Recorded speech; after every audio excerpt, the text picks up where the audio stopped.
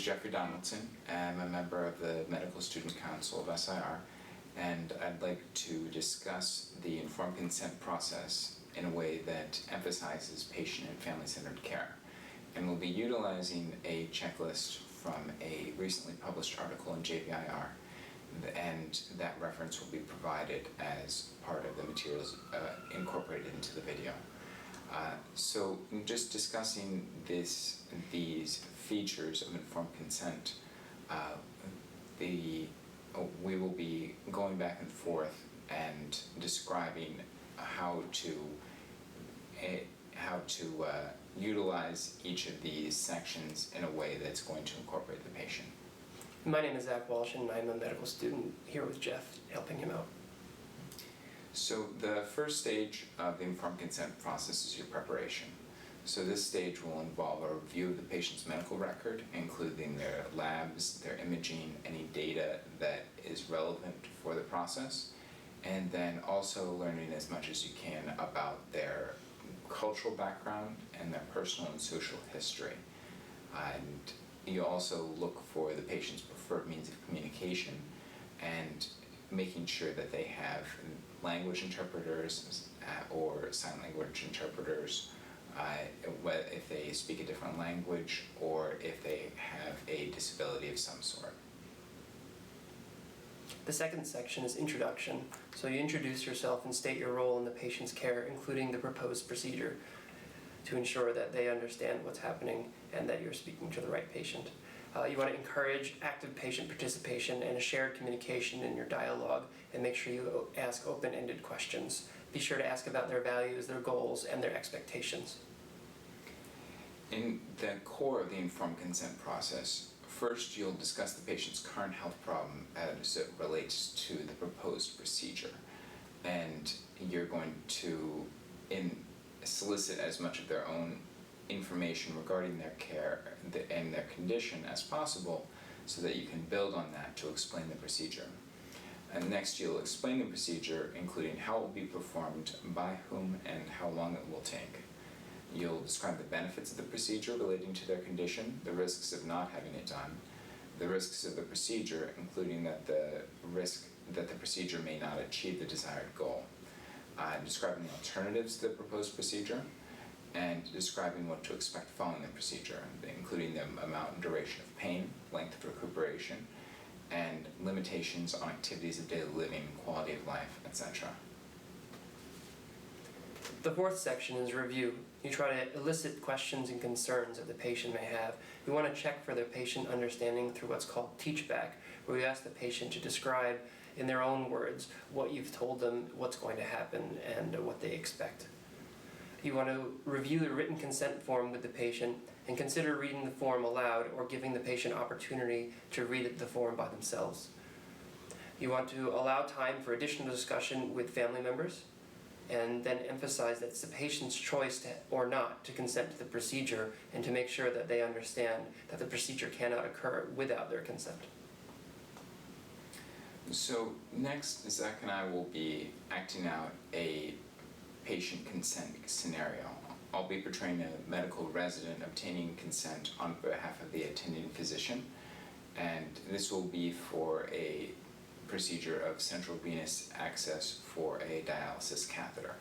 And Zach will be portraying a patient with long-term diabetes, which has required dialysis.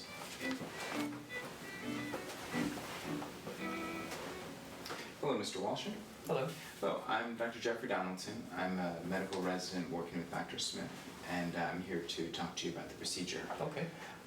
So I've had a chance to look over your medical records and learn a bit about why this procedure is being done.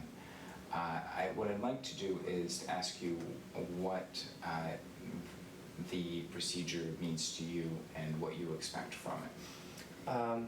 As far as I know, the procedure is just a temporary thing in my neck until I can have a permanent place somewhere else. And I'd also like to ask you about your overall goals of care. Well, I know that my kidneys have gotten kind of bad, and I'd really like to spend as much time with my family as I can, as much time as I have left. And I think from the discussion I had before with my doctor that this procedure will help me get there. Yeah, I definitely agree, and that's what we want to.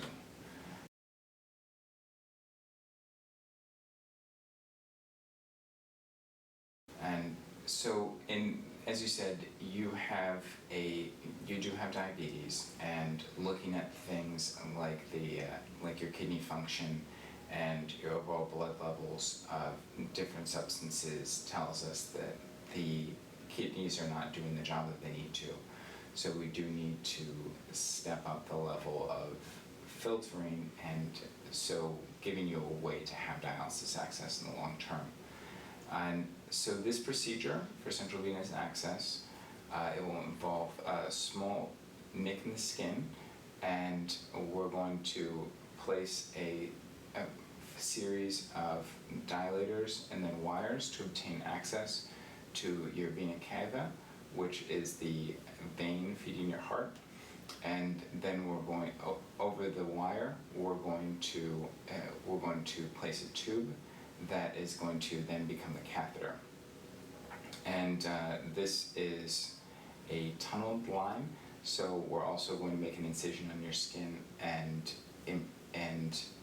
implant that the ending of there. We're going to use contrast dye to be able to see those blood vessels and to be able to see and make sure that we're exactly where we are and where we need to be.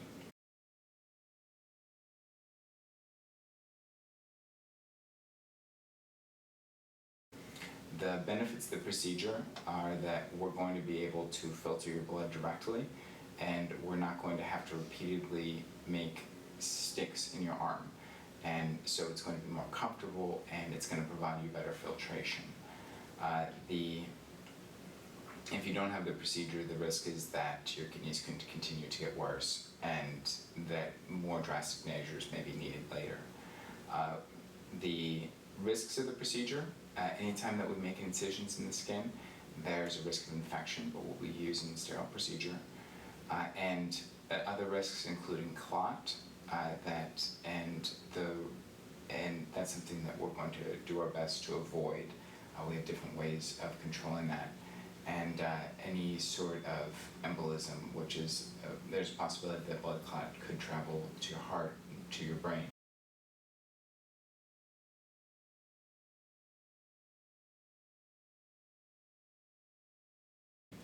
But we're going to do everything that we can to prevent that. But we will also continue monitoring you for that complication. And then there's a risk that this procedure may not work.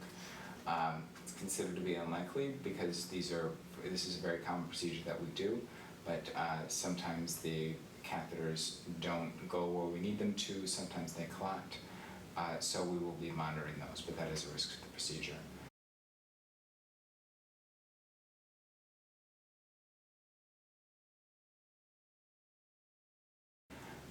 Alternatives, and has your doctor talked to you about peritoneal dialysis? Yeah, we talked about it. And so I think that's an option. It's not considered to be ideal for your overall condition, but that's something that could be done. And another alternative is to do nothing, but that's probably not ideal. Do you have any questions regarding the risks, benefits, and alternatives? No, I don't think so. Okay. And in terms of following the procedure, what you can expect, there may be some soreness around the site, there may be some residual bleeding, so we're going to do our best to control those and monitor those. Most people are able to control that pain with normal over-the-counter Tylenol, ibuprofen. The recuperation should be 1 to 2 days, and you should be comfortable. And you're going to want to take the bandage off probably after the first day. And you should not have very many limitations on your daily life. Of course, protect this area and wait a few days before showering. Make sure that the bandages are there, and the stitches will dissolve on their own over time, so those don't need to come out. But you should be able to do your normal everyday routines having this in place. And so those are the main things that I wanted to talk about. I wanted to ask you about any questions and concerns that you have. No, I don't think I have any. I think you explained it pretty thoroughly. Okay. So what I'd like for you to do is just tell me, if you could just, in a broad way, just tell me a little bit about what the procedure is going to be like. So you're saying that you're gonna have to make a couple of cuts here in my neck and put some wires first and then a tube under my skin into one of my veins so that you can have access. Yeah, that's perfect. And I think that will be, and that's the main part of that. And then the idea is that you'll also have some incisions here that will be healing over time, but those tend to close up without problem for most people. And so and in terms of the written consent form, as you can see, we have our the different parts of it, and so we can go through that here. And another thing I want to mention is that this is your choice. This is your procedure. This is your health. And so if you have any concerns, I think we can always stop. And so that this is a procedure that cannot proceed without your consent. All right. All right. So do you have any further questions before we get started? No, I don't think so. Okay. Well, thank you very much, sir. And this is an ongoing conversation, so anything that you have questions about, definitely let us know as soon as possible. Thank you for taking the time. Thank you.